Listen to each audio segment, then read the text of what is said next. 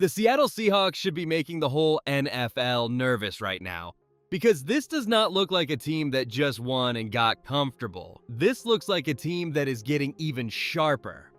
That is the part nobody can ignore. Most champions spend the next offseason trying to protect what they already built. But Seattle feels different, colder, more sure of itself, like it already knows the league still has not caught up. The scary part is not just that they have the trophy.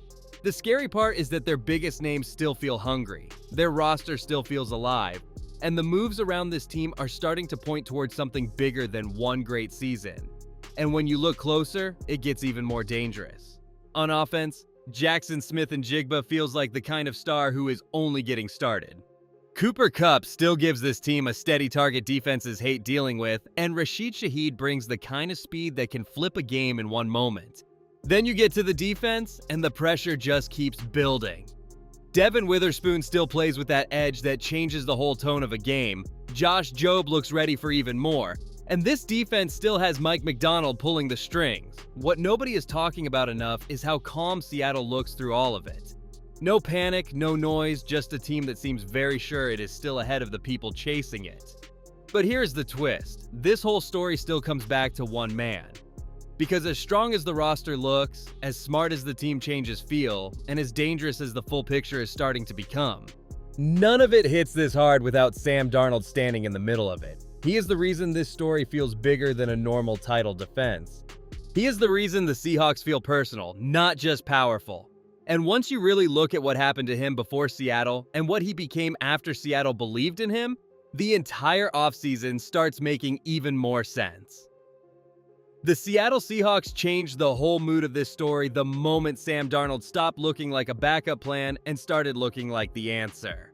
That is what hits so hard now. Other teams saw doubt when they looked at him. Seattle saw a quarterback who had been knocked around, judged too fast, and left carrying blame that was never fully his. Then he got his chance, and everything flipped. Not in a slow way, not in a quiet way, in the biggest way possible.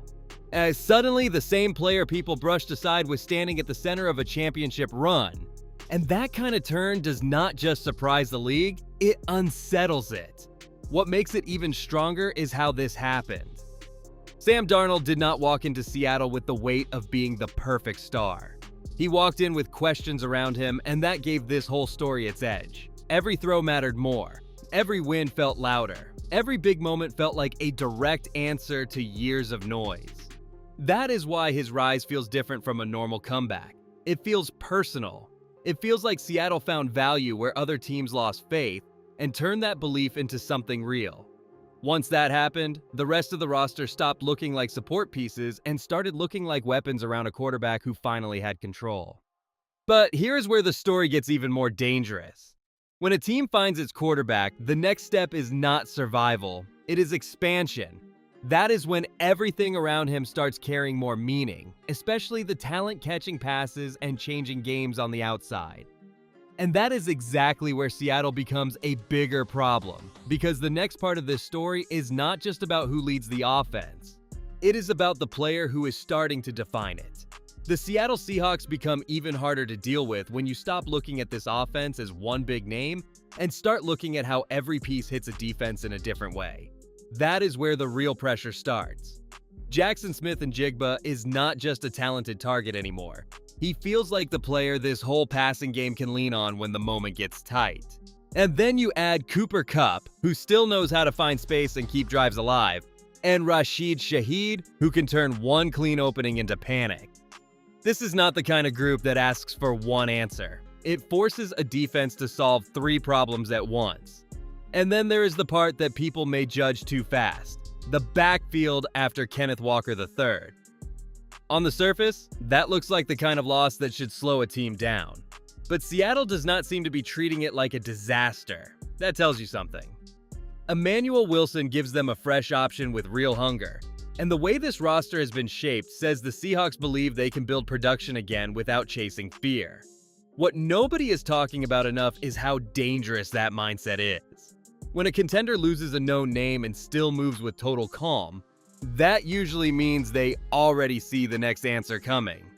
That is why this offense feels bigger than star power alone. It feels planned, it feels balanced, and it feels like Seattle may still have one more move left, especially if a name like Jonah Coleman enters the picture and gives this unit even more life. But the shocking part is, even with all this firepower, the Seahawks still are not built only on the players fans talk about most.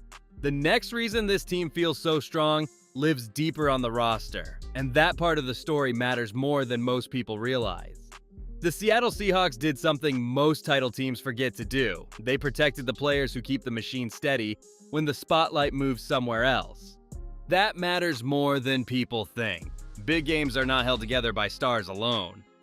They are held together by trust, by clean special teams work, by backup linemen surviving hard nights, by role players staying ready when the season turns rough. Seattle understood that fast, and that is why names like Cody White, Brady Russell, Josh Jones, Chris Stoll, and Brandon Pilley were brought back instead of being treated like extras. Look at what that says about this team. Brady Russell came back after leading Seattle with 14 special teams tackles, which tells you this staff values force, effort, and tone setting, not just touches on offense. Josh Jones is back after stepping in when Charles Cross was out, which means Seattle kept a trusted answer at one of the most dangerous spots on the field. Cody White stayed after giving them receiver depth, a touchdown, and kickoff return help. Though Chris Stoll and Brandon Pilley returning says the Seahawks wanted steadiness, not drama, in the small jobs that quietly decide tough games. That is what makes this offseason feel so sharp. Seattle was not just keeping familiar faces, it was protecting the habits that helped win the whole thing. And once that hidden layer was secured, the front office had room to hunt for something different. Low-cost players with upside, speed, and something to prove. That is where this story takes another turn, because the next moves were quieter than a blockbuster, but they may hit even harder by the time the season starts. The Seattle Seahawks did not chase the loudest names, and that is exactly why this part of the offseason feels dangerous. While other teams try to win the headline, Seattle keeps looking for players who still have something left to prove. Emmanuel Wilson came in at running back, Noah Igbinoghene arrived at corner, Rodney Thomas II joined the safety room, and D'Anthony Bell came back into the mix. None of those moves were built for applause. They were built for competition, depth, and the kind of pressure that makes a roster stronger from the inside. That is what makes Seattle different right now. This team is not shopping for attention, it is shopping for fit. Noah Igbinoghene gives them more size and experience at corner. Rodney Thomas II brings real ball production from his time in Indianapolis. D'Anthony Bell already knows the building after spending most of last season in Seattle. And when those names step into a defense led by Mike McDonald, with players like Julian Love already setting the tone, the idea becomes clear. Seattle believes coaching can pull more out of players than people expect. That belief is not random either, because the rise of names like Drake Thomas and Ty Okada already showed how quickly this team can turn overlooked players into real answers. But here is the tension. Smart additions always sound great until you remember who walked out the door. That is where this story gets tested. Because Seattle did lose real talent, and the next part only matters if John Schneider was right to let those names leave in the first place. The Seattle Seahawks did lose real pieces, and that is where this story gets uncomfortable in the best way. Kenneth Walker III is gone. Boy Mafe is gone. Kobe Bryant is gone. Rick Woolen is gone. Now, that is not a tiny shakeup. That is proven speed, pass rush, coverage, and depth walking out of the building. So this is not one of those moments where you pretend nothing changed. Something did change. The question is whether Seattle lost control, or whether Seattle made a cold decision other teams are too nervous to make. And the more you look at it, the more this feels like discipline, not drift. Kenneth Walker III landed a 3-year deal with Kansas City after Seattle chose not to chase top running back money, while Boy Mafe got a 3-year contract from Cincinnati, Kobe Bryant moved to Chicago, and Rick Woolen left for Philadelphia. Every one of those players earned his market. That is what makes this hard. Seattle was not watching unwanted players leave. Seattle was letting good players cash in somewhere else. Because paying everyone is how contenders start breaking themselves. That is why this part of the offseason matters so much. It tells you the front office was choosing priorities, not reacting to panic.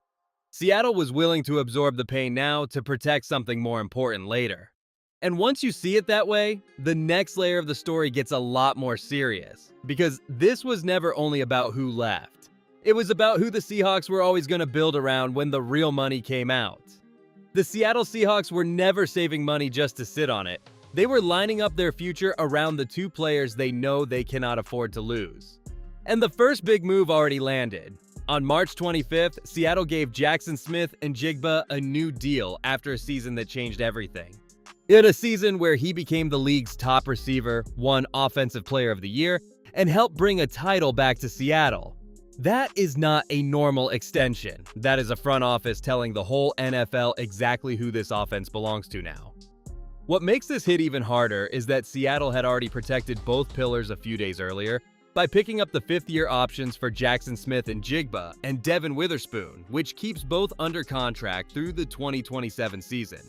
Then Seattle pushed even further with Jackson Smith-Njigba, making him the highest-paid receiver in football.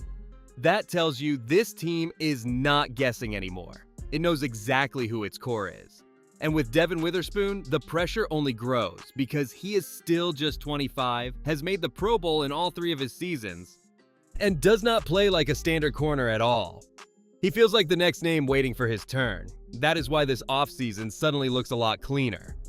The departures, the cheap signings, the patience, all of it starts pointing to one thing. Seattle is locking down the players it believes can carry this team for years. But here is where the tension shifts again. While the Seahawks are securing their future, the rest of the division is still trying to figure out its present, and that is where this story gets even more interesting. The Seattle Seahawks are closing this story from a position the rest of the NFC West still wishes it had: clarity. The Rams are still hunting for more firepower even after adding Davante Adams, and they were still being tied this month to A.J. Brown talks. Which tells you Los Angeles does not feel finished yet. The 49ers made real additions, but they still have open problems on the line and at edge, and they are staring at one of the strangest travel loads in football with games already set for Australia and Mexico City. The Cardinals are adding veterans too, but that feels more like repair work after a rough year than a real answer. Seattle is not searching for its shape. Seattle already has one. That is what makes the draft feel so important without making it feel desperate. Seattle only has 4 picks, which should make the margin for error feel tight, but this front office has never needed a flood of selections to find useful players. A running back visit with Jonah Coleman points right at the backfield question. While more recent safety visits show this team is still hunting for another flexible piece on defense. That matters because Seattle does not need a miracle from this class. It only needs the right fit in the right spots. And that is the full picture. The Seahawks kept their core, locked in their stars, accepted the pain of letting good players walk, and still reached the part of the offseason where one smart draft weekend could make the whole roster feel even more complete. That is why this team feels so unsettling for the rest of the league. Not because it is hoping to stay on top, but because it is acting like it already knows how to stay there.